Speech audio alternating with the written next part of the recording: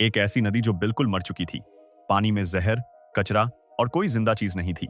लोग इसे drainage ditch कहते थे। लेकिन फिर एक देश ने एक अजीब सा प्लान बनाया। दुनिया के सबसे रेयर मछलियों, यानी कि वह मछलियां जो बिल्कुल दुर्लभ थीं, उन्हें उस मरी हुई नदी में छोड़ दिया। सुनने में यह बिल्कुल साइंस फिक्शन लगता है, पर एक 100% सच है।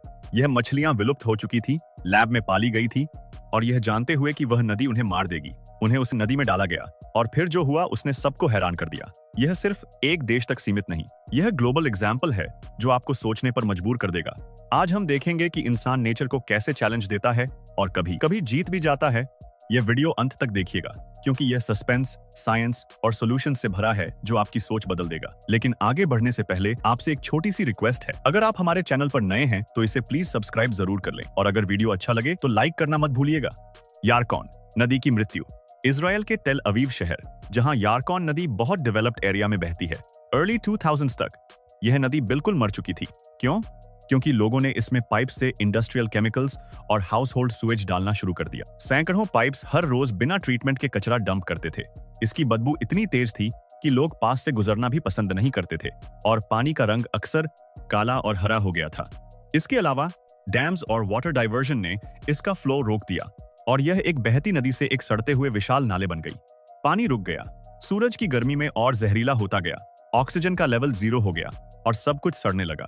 लोगों के लिए यह शहर का एक भूला हुआ कोना था, लेकिन असल में यह एक इकोलॉजिकल डिजास्टर था जो इंसानी लापरवाही का जीता जागता सबूत था। दुनिया की सबसे रेयर मछली। अब यह रेयर मछली कौन सी थी? यह अकांथोब्रामा टेलाविवेंसिस है, जिसे यारकॉन ब्लीक भी कहते हैं। एक छोटी फ्रेश वाटर फिश जो सिर्फ इजराइल में पाई जाती थी। इसका रेंज बहुत छोटा था, सिर्फ कुछ तटीय नदियां, और यारकॉन नदी इसका सेंट्रल घर थी। यह मछली इकोसिस्टम की सेहत का एक इशारा थी। मतलब जहां यह रहती थी वह पानी साफ माना जाता था।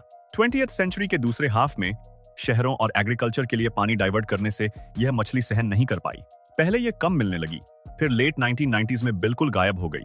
अर्ली 2000s में यह officially extinct in the wild declare कर दी गई। साइंटिस्ट ने आखिरी पलों में जैसे तैसे 100 से ज्यादा लोगों को पकड़ा और टेल अवीव यूनिवर्सिटी की लैब में एक इमरजेंसी ब्रीडिंग प्रोग्राम शुरू किया। यह मछली इंसानों की मदद से ही जिंदा रही, लेकिन अपने नेचुरल हैबिटेट के बिना यह बस एक म्यूजियम की चीज जैसी थी। इजराइल का अजीब रिवाइवल प्लान। तो इजराइल ने क्या किया? उन्होंने लैब में पली इन हजारों रेयर फिश को उसी मरी हुई यारकॉन नदी में रिलीज कर दिया। यह सुन के बड़ा अमानवीय और बुरा लगता है, क्योंकि नदी अभी भी सड़ी हुई और गंदी थी। कई लोगों ने इसे पैसों की बर्बादी कहा, लेकिन प्लान यह नहीं था कि मछली को मरने दो। यह एक कैलकुलेटेड रिस्क था, जिसके पीछे एक बड़ा आइडिया था। पहला कदम था नदी को सांस लेने की जगह देना। उन्होंने चैनल क्लियर किया, सालों से जमा हुए कचरे और मलबे के ब्लॉकेजेस हटाए, गाद यानी कि सेडिमेंट और कचरा हटाए, ताकि पानी फिर से बह सके। रुका हुआ पानी गर्म मौसम में एक बिना ऑक्सीजन वाला एक जंजाल बन जाता है। जैसे ही पानी बहने लगा, हवा से ऑक्सीजन घुलने लगी और पानी की क्वालिटी में थोड़ा सुधार हुआ। इसके बाद पोल्यूशन के सोर्स पर हमला किया गया। सभी सुएज पाइप्स को बंद करके वेस्ट को नई ट्रीटमेंट फैसिलिटीज की तरफ मोड़ा गया। 2002 और 2003 में 5000 मछलियों का पहला बैच रिलीज किया गया, और सरप्राइजिंगली वह सरवाइव कर गई। रिप्रोडक्शन की मुश्किल, लेकिन सर्वाइवल ही सब कुछ नहीं। जब तक वे खुद से बच्चे पैदा न करें, तब तक यह मिशन अधूरा था। रिप्रोडक्शन चाहिए था ताकि पॉपुलेशन अपने दम पर ग्रो हो। पहले यह नहीं हो रहा था, क्योंकि नदी अब कम जहरीली तो थी, लेकिन मछलियों के लिए एक खाली डेजर्ट जैसी थी। अंडे देने और एक दूसरे से चिपकने की कोई जगह नहीं। छोटे बच्चों के लिए शिकारियों से छिपने करने की कोई जगह नहीं। तो इजराइल ने हैबिटेट दोबारा बनाया।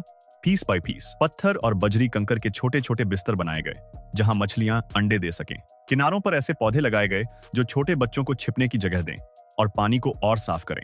2006 और 2007 में 9000 और मछलियों को छोड़ा गया, और इस बार उन्होंने रिप्रोडक्शन करना शुरू कर दिया। अब पॉपुलेशन स्टेबल हो गई। स्पीशीज पहले जैसे लुप्त होने की जगह अब मात्रा में ज्यादा होने लगी थी। आज यारकॉन में अनट्रीटेड सुएज बंद है, पोल्यूशन कंट्रोल है, और क्लीनर पानी का इनफ्लो बढ़ा है। लेकिन चैलेंजेस अभी भी हैं, इसलिए रियल टाइम मॉनिटरिंग सेंसर्स लगाए गए हैं। नदी अभी स्विमिंग के लिए पूरी तरह से सेफ नहीं, लेकिन एक मरी हुई नदी का जिंदा होना किसी चमत्कार से कम नहीं। नेचर के सुपर फिल्टर्स, मिसिसिपी मसल्स। अब ग्लोबल एग्जांपल्स देखते हैं। मिसिसिपी रिवर, जो ऑलमोस्ट आधे यूनाइटेड स्टेट्स से पानी कलेक्ट करती है, पोल्यूशन से भरी है। फार्मलैंड से केमिकल्स, इंडस्ट्रियल वेस्ट। यह इतनी बड़ी है कि सिर्फ ट्रीटमेंट प्लांट से इसे हैंडल करना नामुमकिन है। सोल्यूशन? फ्रेश वाटर मसल्स, जो नेचर के लिविंग फिल्टर्स हैं। एक मसल रोज 2.6 से 10.6 गैलन्स पानी फिल्टर करता है। बैक्टीरिया, एल्गी और पोल्यूटेंट्स को अपने अंदर ट्रैप कर लेता है। पहले यह नदी में करोड़ों की संख्या में थे, लेकिन पोल्यूशन, ड्रेजिंग और डैम्स ने उन्हें खत्म कर दिया। अब साइंटिस्ट्स उन्हें लैब्स में ब्रीड करके वापस नदी में रिलीज कर रहे हैं। इनका लाइफ साइकिल भी अनोखा है। लार्वे को पहले एक होस्ट फिश पर अटैच होना पड़ता है, फिर वे नदी में गिरकर बड़े होते हैं। एग्जाम्पल, 2010-2017 में 60,000 बच्चे रिलीज किए और उन एरियाज में वाटर क्लीनर हुआ। यह दिखाता है कि नेचर के पास खुद को हील करने के जबरदस्त टूल्स हैं। न्यूयॉर्क के कोस्टल वाटर्स का रिवाइवल। न्यूयॉर्क के कोस्ट लाइन पे भी यही प्रॉब्लम है। शहर के पुराने पाइप्स बारिश में ओवरफ्लो करते हैं और हर साल बिलियंस गैलन्स अनट्रीटेड सुएज सीधे हार्बर में चला जाता है। यहाँ सोल्यूशन है ऑयस्टर्स। ये सुपर फिल्टर्स हैं। एक एडल्ट ऑयस्टर दिन में 53 गैलन्स तक पानी फिल्टर कर सकता है। पोल्यूशन को अपनी डाइट बना लेता है।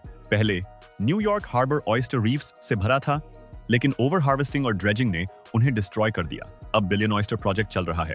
वे रेस्टोरेंट से एम्प्टी ऑयस्टर शेल्स कलेक्ट करते हैं, उन्हें क्लीन करते हैं, उन पर लैब में उगाए गए लार्वे अटैच करते हैं और फिर उन्हें हार्बर में डालकर नए रीफ्स बनाते हैं। अब तक 140 मिलियन ऑयस्टर्स रिस्टोर किए जा चुके हैं। ये रीफ्स पानी तो साफ करते ही हैं, साथ ही तूफान और बड़ी लहरों के लिए एक लिविंग ब्रेक वाटर का काम भी करते हैं, जिससे शहर की सुरक्षा बढ़ती है। इन्वेसिव स्पीशीज का खतरा। Asian carp. लेकिन हर बाहरी जीव मददगार नहीं होता। इन्वेसिव स्पीशीज डिजास्टर ला सकते हैं। एशियन कार्प को 1960s में यूएस में लाया गया था पानी के फार्म्स में एल्गी कंट्रोल के लिए, लेकिन फ्लड्स के दौरान वे वहां से एस्केप कर नदियों में पहुंच गए और अब मिसिसिपी बेसिन और 45 स्टेट्स में स्प्रेड हो चुके हैं। यह इकोसिस्टम के लिए एक भूचाल है। यह प्लैंकटन खाते हैं, जो फूड चेन का बेस है, जिससे स्मॉल फिश और उन पर निर्भर रहने वाले बर्ड्स भूखे मर जाते हैं। ये बहुत तेजी से कूदती हैं, जिससे बोटर्स को चोट भी लग सकती है। गवर्नमेंट इन्हें रोकने के लिए मिलियंस डॉलर स्पेंड करती है, फिर भी ये फैलते जा रहे हैं। ज़ेब्रा मसल्स की तबाही। एक और भयानक एग्जाम्पल, ज़ीब्रा मसल्स, जो ओरिजिनल यूरोप से हैं, 1980s में जहाजों के बैलस्ट वाटर से यूनाइटेड स्टेट्स की ग्रेट लेक्स में पहुंचे। यह भी बेहतरीन फिल्टर्स हैं, लेकिन यह ओवर फिल्टर करते हैं, पानी से सारा फाइटोप्लैंक्टन निकाल देते हैं, जिससे पूरा फूड वेब क्रैश हो जाता है। यह इतनी डेंस कॉलोनीज बनाते हैं कि नेटिव स्पीशीज को जगह ही नहीं मिलती और पावर प्लांट्स और वाटर ट्रीटमेंट फैसिलिटीज के इनटेक पाइप्स को क्लॉग कर देते हैं, जिससे मिलियंस डॉलर्स का सालाना डैमेज होता है। यह दिखाता है कि नेचर की मदद लेना अच्छा है, लेकिन बिना सोचे समझे किसी बाहरी जीव को लाना तबाही ला सकता है। भारतीय नजरिया। हमारे देश में भी कई नदियां पोल्यूशन और डाइवर्जन से मर रही हैं। हमारी गंगा और यमुना जैसी पवित्र नदियां आज ऐसी ही समस्याओं से जूझ रही हैं। लोगों के रोजमर्रा के कचरे, इंडस्ट्रियल वेस्ट और कम पानी के फ्लो ने उन्हें कई जगहों पर ड्रेनेज बना दिया है। लेकिन यह ग्लोबल एग्जाम्पल्स हमें रास्ता दिखाते हैं। हम भी अपनी नेटिव स्पीशीज को ब्रीड करके नदियों को रिवाइव कर सकते हैं, नेचुरल फिल्टर्स का इस्तेमाल कर सकते हैं, लेकिन इन्वेसिव रिस्क से बचते हुए। शुरुआत अपने घर से हो सकती है। कचरा नदियों में न फेंकना, प्लास्टिक का इस्तेमाल कम करना, सरकारी प्रयासों के साथ जन भागीदारी और कम्युनिटी लेड इनिशिएटिव्स बहुत जरूरी हैं।